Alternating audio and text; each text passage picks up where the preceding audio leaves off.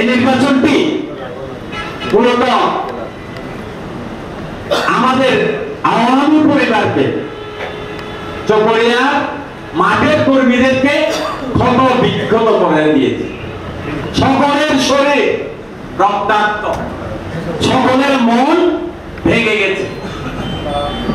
কেন আমরা এত কষ্ট করে এই চকরিয়া রাজপথে লড়াই করেছিলাম, সংগ্রাম করেছিলাম, রক্ত দিয়েছিলাম, জেল কেটেছিলাম, মামলার আসামি হয়েছিলাম, দিনের পর দিন জয় বাংলা স্লোগান খেয়ে নাকে বুক পেটে আমরা তৃষ্ণার্ত শরীর নিয়ে আমরা এই চকরিয়া রাজপথে আমাদের প্রিয় নেতা জাফর আলম পিয়ন সাহেবের নেতৃত্বে সকলেই মিলে আমরা লড়াইয়ের ময়দানে ছিলাম।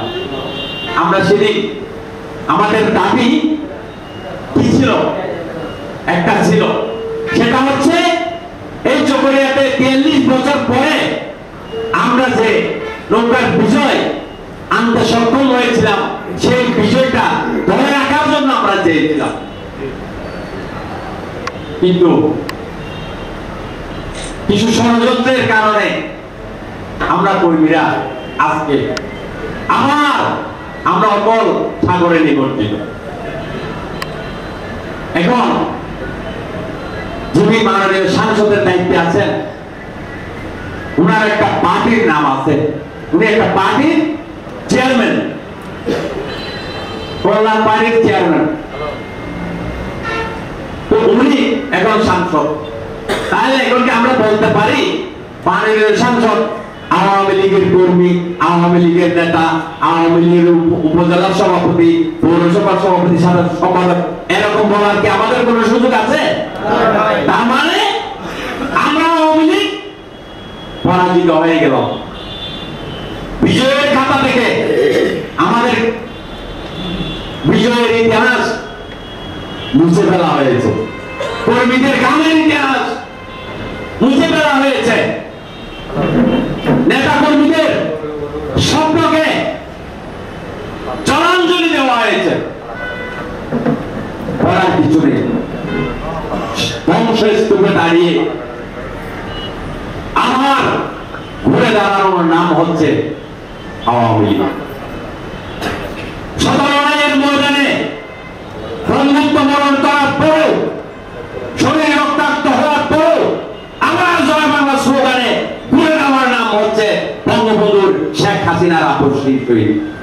আমরা জাফর আলম সাহেবের নেতৃত্বে আমরা আপোষের রাজনীতি করি নাই, আমরা জননেত্রী শেখ হাসিনার নেতৃত্বে আমরা আমাদের কর্মীদের অধিকার প্রতিষ্ঠার রাজনীতিতে আমরা অবিচল ছিলাম। চাই আমরাও আপোষের খাতায় নাম লেখাতে পারতাম।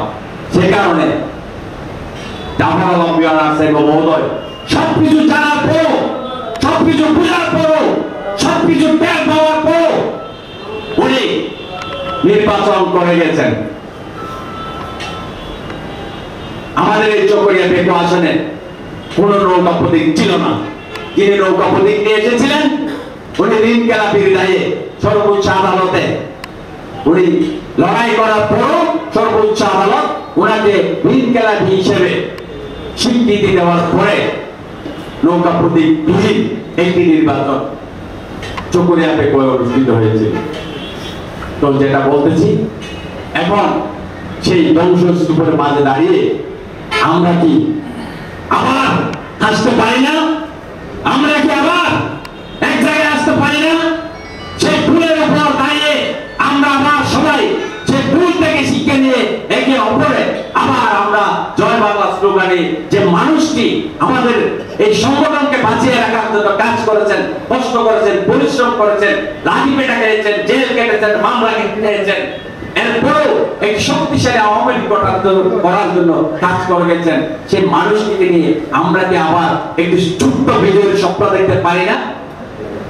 পারতে হবে।